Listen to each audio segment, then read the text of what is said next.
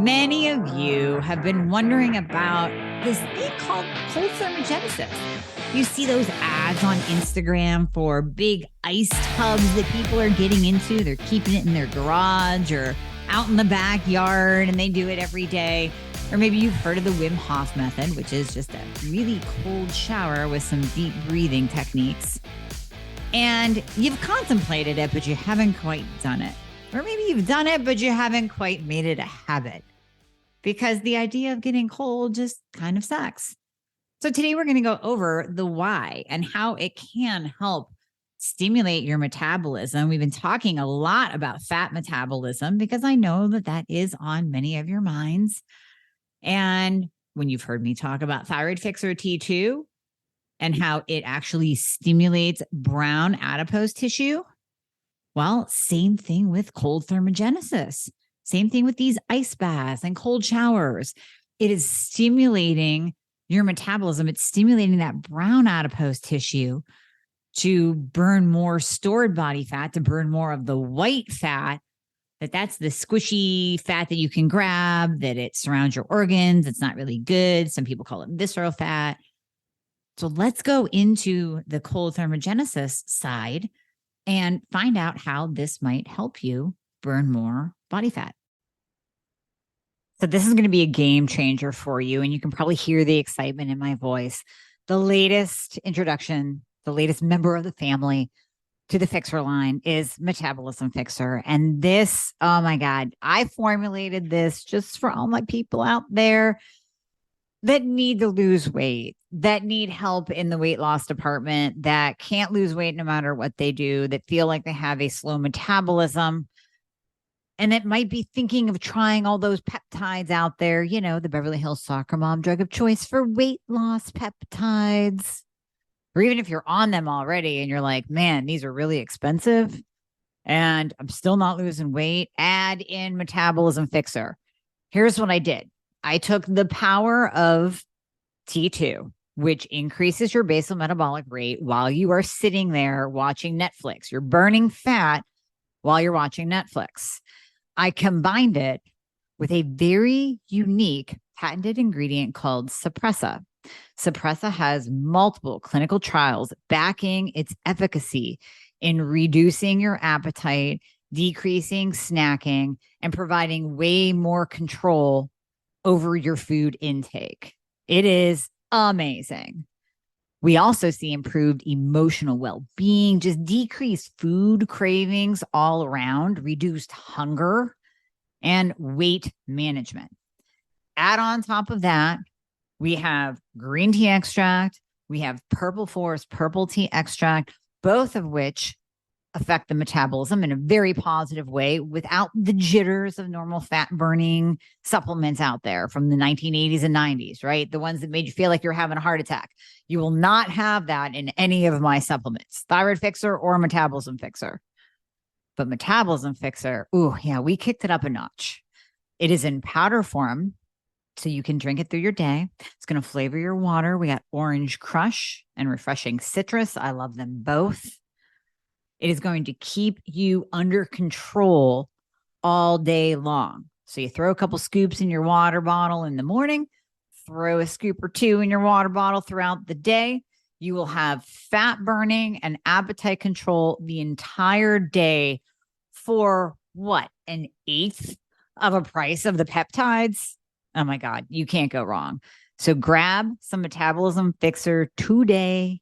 Please let me know how you do on it. I'm super excited for you. Super excited. As we're moving along in our kind of health journey, there comes a time where we start implementing kind of advanced techniques, advanced practices. So I've done different talks on peptides. That's a higher level of biohacking because you have to research all the different peptides, know what you're using, know how to reconstitute them. There are some peptides that we can prescribe, but most of the time you're self-sourcing them from a research-based facility. Cold thermogenesis is kind of another level of biohacking, but it's something that everybody can do. Now, when we're talking about brown fat, brown adipose tissue activation. It's something that I talk about when I'm talking about T2, when I'm talking about thyroid Fixxr, because T2 has the ability to actually stimulate brown fat and grow brown fat and reduce white fat. Now, why is that important? Because white fat is what clogs our organs. White fat is what kind of gets in the way and sits there and makes us look fat. That's the fat that causes disease states and puts a burden on our cardiovascular system and causes type 2 diabetes. Brown fat is not that way. Brown fat is actually active. It's thermal. It burns fat. It burns the white fat. So brown fat will burn the white fat. So whenever we can stimulate brown fat, brown adipose tissue, we increase thermogenesis. We increase our basal metabolic rate, very similar to T2. And we can do this through a variety of different mechanisms. It doesn't have to come down one pathway. It doesn't have to just be you take thyroid Fixxr and that's your only way to stimulate brown adipose tissue. There are a variety of ways. So I really kind of want to get into some research on cold thermogenesis, what it is, and get into the different benefits such as brain health and immunity and sleep and recovery, in addition to obviously the weight loss. So what we're talking about, I'll give you the actual definition of cold thermogenesis. Thermogenesis is a way that we produce heat to keep our bodies warm. So think about when you're so cold, you're out in the cold and you start to shiver. That is your body's response to that cold. And in shivering, you're actually producing heat and you're increasing your metabolism. Now, that doesn't mean to go out and sit there and shiver, but I will say that when I've been hunting, even though I wear the best of the best clothes and I really do stay warm, there are points of the day when you're just sitting there for 8 to 9 hours in a tree stand or in a hut that you do get cold. And I will actually allow my body, so before turning on the little heater that I have in my hut or before getting down because I'm calling it a day, I will allow my body to shake a little bit, to go through that shiver motion, because I know that in doing so, I'm activating brown adipose tissue and I'm stimulating thermogenesis. I'm actually increasing my metabolism. And on top of that, since I've been sitting on my ass for 9 hours, that's probably a good thing to do, right? Because sitting isn't good either, but sometimes we just have to. So it's a way that we produce heat to keep our bodies warm. Cold thermogenesis kicks this process into overdrive. When you're exposed to colder environments, your body works harder to maintain homeostasis and regulate your core temperature. It produces more energy to stay warm, burning calories to produce this heat. This in turn stimulates metabolism. Hormones involved in body temperature regulation also play a role in stimulating heat-related fat breakdown, including epinephrine, norepinephrine, and thyroid hormones. Woohoo! So thyroid hormones get a little bit of love here. So cold thermogenesis, like we talked about, it influences metabolism because you're stimulating that brown fat, that brown adipose tissue. And adiponectin, or brown fat, it gets its color actually from high levels of iron and tons of mitochondria in that brown fat, because mitochondria take on a brown color under the microscope. So you have just a crap ton of mitochondria in your brown adipose tissue. Then you have the other type of fat, is the white fat, like we talked about. The body actually looks to brown fat to stay warm because it provides that heat without causing the shivering. So when I'm out in the cold, sitting in the tree stand, my body is in that cold response of shivering.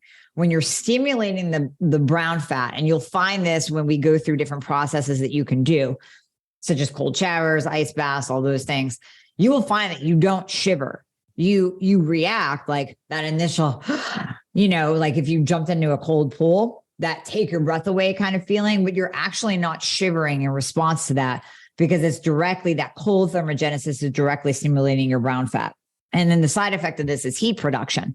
So you immediately get an increased heat production in your body when you do a cold plunge, when you do an ice bath or a cold shower. You feel cold in the moment, but afterwards you don't still feel cold. You feel invigorated. Your body temp to touch your skin will be cold, but internally your body has produced enough heat that it's not like you have to go and wrap yourself in a blanket or drink some tea. You feel very invigorated. And even though your skin is cold to the touch, internally you still do feel warm because of that increased heat production internally. You're also going to find that it lowers your heart rate, burns calories, promotes weight loss. The fat burning power of brown fat, it makes it a potential treatment for obesity and metabolic diseases. So when you are struggling with weight loss, and I've been talking more about this the last few weeks about counting your calories, using the Carbon app, do calories matter?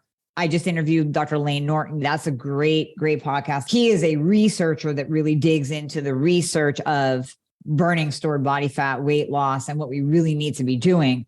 And in addition to really counting our calories, getting real with ourselves, knowing our macros to a T, not guesstimating, not thinking that you had a good day, not thinking that you did all the things, but writing it down, tracking it, using the Carbon app to track. When you do those things, that's going to put you at more of an advantage. Now you're adding in cold thermogenesis. Now you're increasing it one more level, you're doing one more thing to get you to that next level. You add in some T2, you're doing one more thing to get you to that next level. Then a whole other topic, heat stress. So doing things like hot yoga, where your body is actually heated up and your body has to respond to that heat stress in increasing its own metabolism. So doing different, we'll say, stressors on the body, providing the body with different adaptive stressors like cold thermogenesis, in addition to everything else that you're doing, will stack upon itself for results. So if you really want to progress, these are things that you can start implementing into your overall health routine to take yourself to the next level, to where you can be just a little bit better than everybody else because you are implementing all of these different strategies. And even if you're implementing them on a sporadic basis, such as what I do, I'm by no means, the ultimate biohacker. No, I don't get up and walk outside and look at the sun, stand in the grass for 10 minutes with my bare feet, and then go into a cold plunge and then go into a sauna. I don't have time for that. Good for Ben Greenfield for being able to do that. Some of my patients can do that. Good for you guys. If you got that kind of time, I don't. I'm just going to implement it every so often and reap the benefits of it over time. And I think that that's a little bit more realistic. Okay. So let's look at the short-term and long-term benefits. Now, I don't want you to think of cold thermogenesis as the cryotherapy, like the cryotherapy machines that you can go into. I will say there's a huge difference in all the studies that I've seen between cryotherapy and actually like a cold plunge, a cold shower, an ice bath, that kind of thing. Cryotherapy is an extremely low temperature for an extremely short period of time. And one of the issues with it is that your head is out, so you really don't get the neurological and brain benefits of it like you do when you do a cold plunge, an ice bath, a cold shower. You don't get that neurological stimulation. And also, I really did give it a shot. I gave it a good go. I would say I did about 4 to 5 sessions per week for a month, just as an experiment a few years ago. And I can honestly say I noticed no difference. There was no difference in my back pain. There was no difference in fat burning. There was no change in my body composition whatsoever. I didn't necessarily feel better. I can't necessarily say that my immune system was better or worse. Cryotherapy is completely different. Now, if you happen to have a place near you where it's a walk-in, kind of like a meat locker, I've heard of these places. I have not been, but basically you're walking into a meat locker and you're getting the benefits of the cryotherapy, that cold exposure all over your body, including your head, then that might take it up to a new level. But I would say, don't waste your money, save your money. Don't do multiple cryotherapy sessions. Just do it the old school way, like how we're going to talk about today. So what we're seeing immediately, in addition to the improved metabolism, and in addition to stimulating thermogenesis and stimulating caloric burn and producing that heat in your body that's going to burn stored body fat, we also get the brain health. Like I said earlier, you will notice a difference, even if you want to compare, to do a cryotherapy session and then do something like a very, very cold shower. So since I keep talking about these, let's go over them, right? So you have, number one, the good old fashioned ice bath. And many companies are coming out with these tubs that you keep cold, you plug it in, you can go in it daily. I think it's awesome, but they're a couple $1,000s. I have heard of people just going to Lowe's and buying an ice freezer, right? And keeping it, you've got to keep it at a certain temperature so it doesn't completely freeze over. Maybe turn it to like 34, 35, 40, something like that. So it's super, super cold, but it doesn't freeze. And then people will just open it up and dive in and change the water out every so often. And I think that's a very effective and non-expensive way to do that, because those are only a couple $100s. the really, really cheap way. And unfortunately, my main shower in my master bedroom has some kind of snafu with it that it's going to take. I had a plumber come look at it. It's going to take like $1 bajillion to change out this one little part. We're not going to do it. I can't get my shower cold. And many of you would be like, that's awesome. No, it's not. I want the heat and I want the cold. I want to be able to turn it to cold to do that cold shower. So if I really want to do it, I got to walk all the way downstairs and go to the spare bathroom. And that shower allows me to get it cold. And I have done that. So the way that you actually do this type of work with your shower, and what's nice about it is that you can go from hot to cold. I always say start off with 30 seconds. And 30 seconds is going to seem like a really long time when you first start. Get your phone out, set it next to you, do the timer so that you know how long it is. Set it for 30 seconds and turn that bad boy to cold and get your head under it. And you're going to go through that breath work naturally without even thinking about it.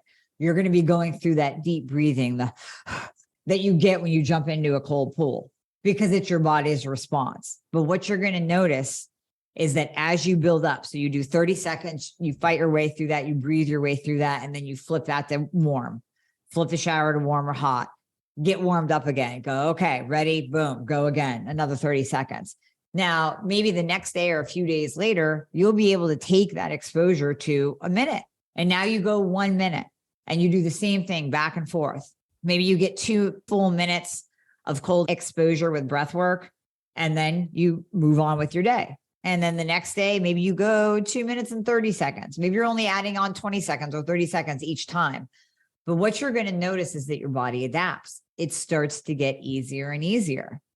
And your body starts to breathe into it. So your heart rate will eventually start to level out. Instead of being in that panic, high breath mode, you start to slow. And then your breathing slows.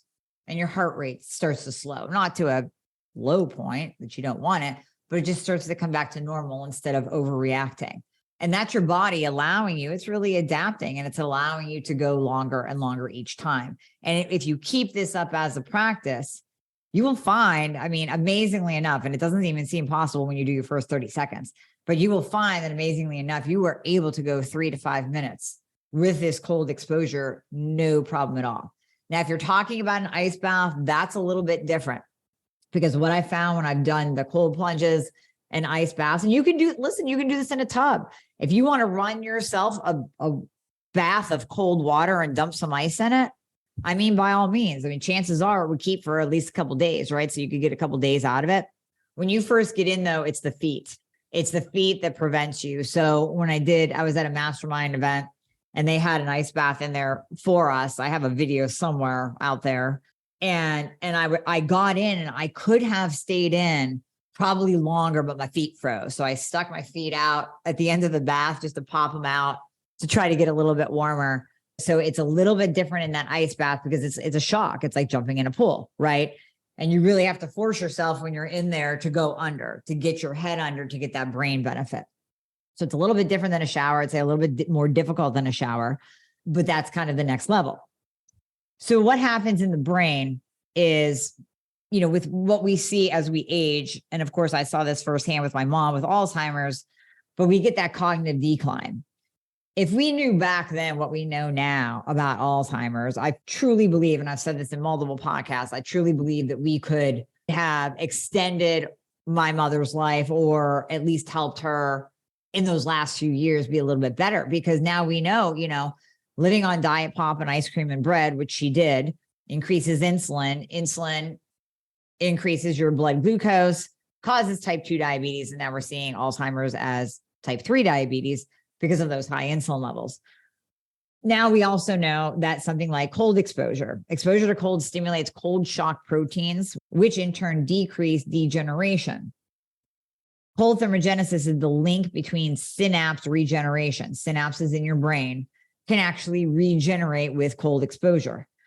Cold exposure and cold shock proteins may pose as significant puzzle pieces into combating cellular degeneration and aging, especially with the brain.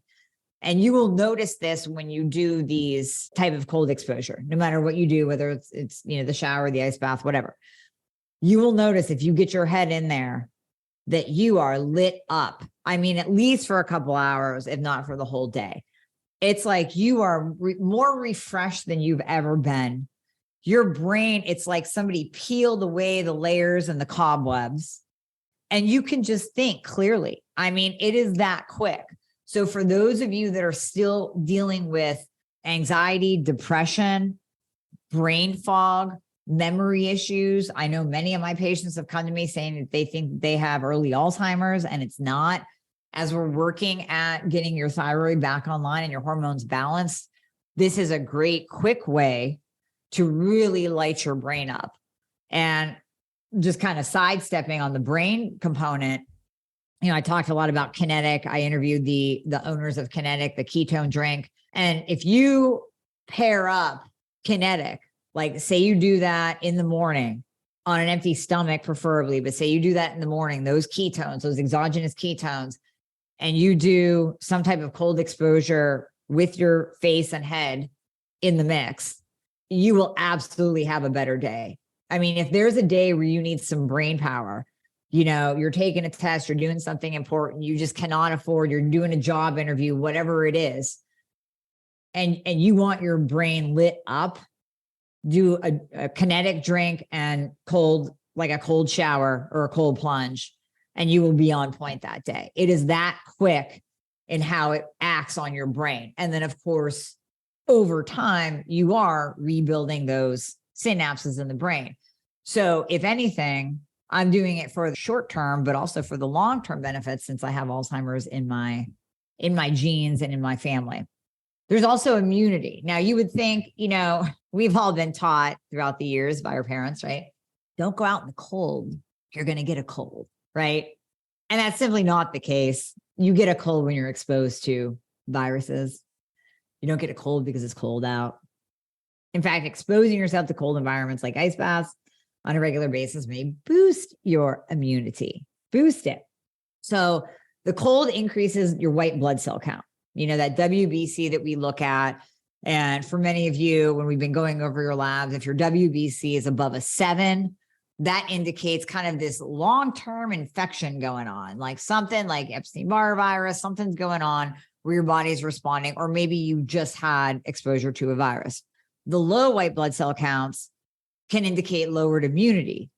So we want to increase that WBC, of course, not overboard. We want it in that optimal range, but that in turn is going to increase cytotoxic T lymphocytes. Those are the guys, your little soldiers that go out and they fight for you. They're not like thyroid antibodies, Hashimoto antibodies. These guys are fighting for you and fighting off anything that you're exposed to. T lymphocytes also help to combat cancer cells. So doing exposure to cold, doing cold thermogenesis reduces your risk of cancer. Not if you do it one time. Again, this has to be part of a lifestyle. This has to be a couple times a week, and you have to be consistent with it over the years. But that in turn is also going to help combat cancer cells. Cold thermogenesis boosts the immune function by decreasing inflammation. That's kind of a no-brainer, and that is tied to what cryotherapy claims to do. But like I said, on an anecdotal level, I did not experience a decrease in inflammation. So cold thermogenesis will boost immune function by decreasing inflammation and allow the body to heal more quickly. The immunity boosting effects of cold thermogenesis can be tied to its ability to stimulate norepinephrine release. This causes an increase in natural killer cell count and activity and a rise in circulating levels of interleukin-6, all of which can massively improve your immune system integrity. Interleukin-6, IL-6, is not a common test that we do. In fact, I've really never pulled it on anyone just because I'm not really dealing with immunity per se. Autoimmunity, yes, but that's more in the cancer realm. But we want the natural killer cells, we want those increased as much as possible. Again, tying it back to peptides, that's what thymosin alpha does. There's a thymosin alpha R that specifically targets cancer cells. So there are so many different things that we can do now to decrease our cancer risk, in addition to something as cheap as cold exposure. So there's all these expensive peptides, there's all kinds of supplements, of course, doing some intermittent fasting. Again, keeping your insulin levels low, making sure that if you have to do low carb to bring down those insulin levels, do it. If you have great insulin levels and you can get away with a paleo style diet, go ahead and implement that. It all comes down to your insulin levels. But when we're doing all of the things together, we are naturally decreasing our cancer risk. Oh, and in addition to hormones, because remember, hormones, real hormones, despite what your doctors have told you over the years, hormones do not cause cancer, they prevent cancer. So when you're doing hormones and you're optimizing your thyroid and you're doing your cold thermogenesis and you're keeping your insulin levels low and you're keeping your body fat in check, you're reducing your body fat overall, you are reducing all-cause mortality, including cancer.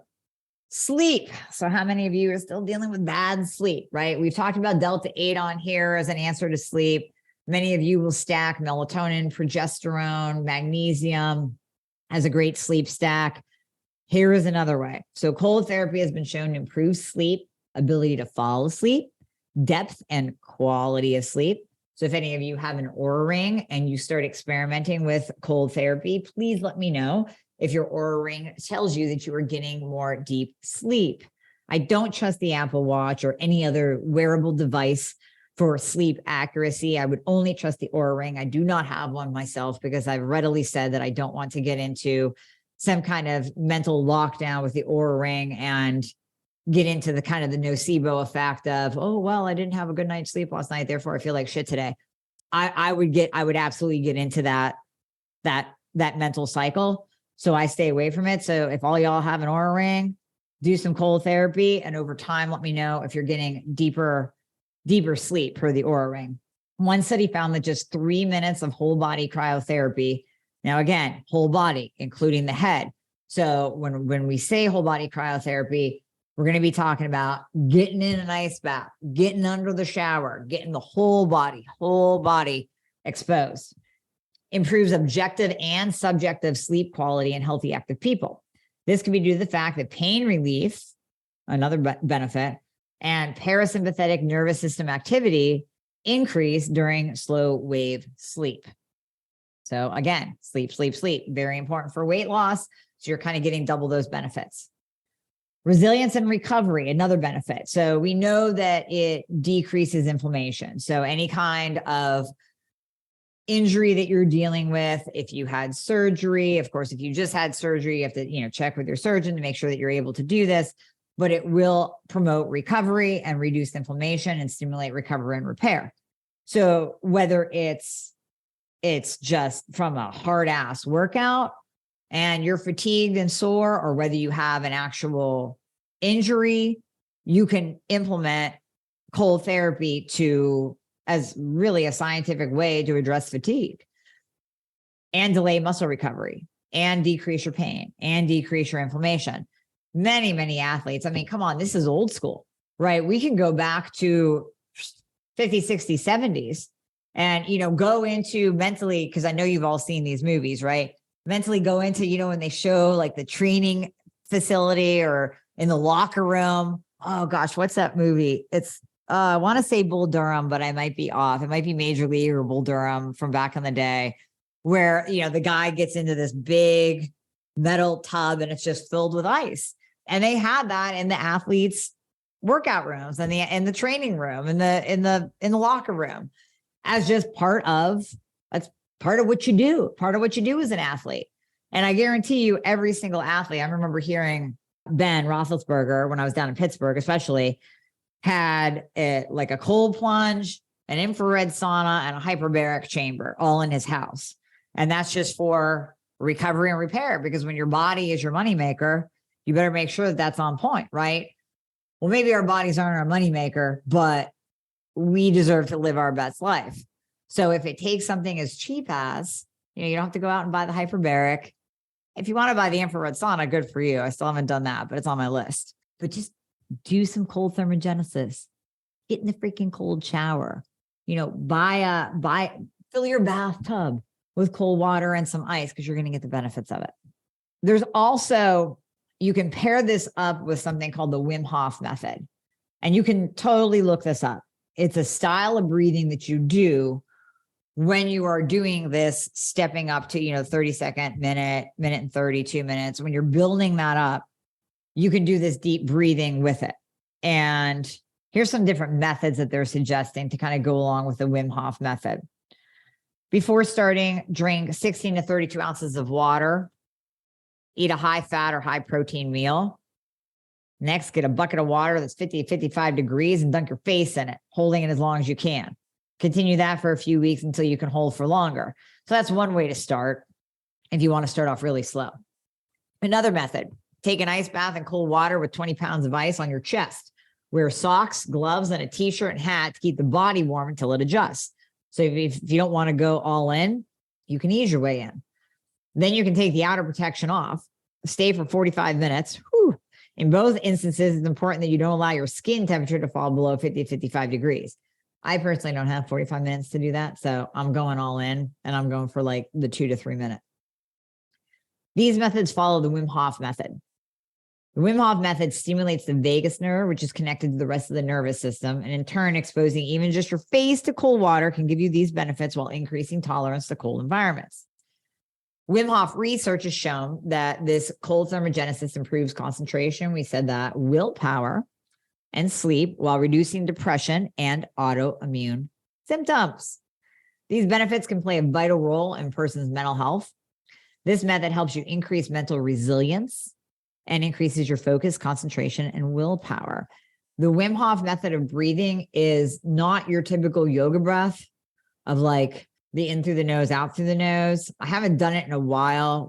We just did a breathing technique at the mastermind event that was really, really powerful. And it was more in through the nose, filling up the belly, filling up the chest, exhaling through the mouth.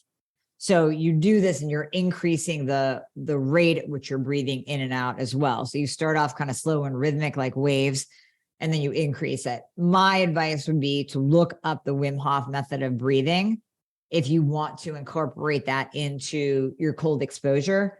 I will say that there might be some natural breathing that happens when you implement the cold exposure because your body is going to respond to the cold exposure and you're naturally going to breathe deeper. But when you can incorporate the Wim Hof method or any kind of deep breathing exercise with it, you kind of get that double bang for your buck. So you're getting a little bit of parasympathetic activation anyways with the cold exposure. But when you add in the breathing method with it, you are getting even more benefit from the parasympathetic. So it's just like meditation.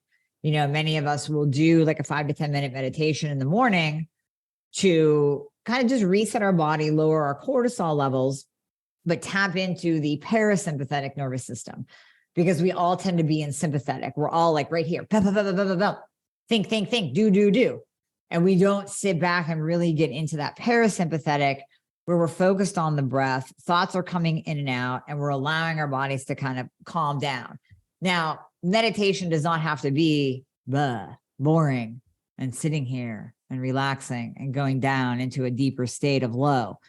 It can be in this form of you're activating the parasympathetic nervous system and you're getting in the deep breathing and you're getting in the cold exposure and it's all working together. Hey guys, thank you so much for listening to the podcast. I hope you loved it. And as always, if you would be so kind to leave a review if you are listening on Apple Podcasts, that would be absolutely amazing. I read all of them. Also, anything that you hear on this podcast is not intended to diagnose or treat any kind of medical condition. So we always recommend that you check with your medical provider, your doctor, your nurse practitioner before implementing anything that you hear on this podcast. And if you want to find out more about working together, you can click the link below in the show notes to book a discovery call. And there you'll be talking to a member of my team.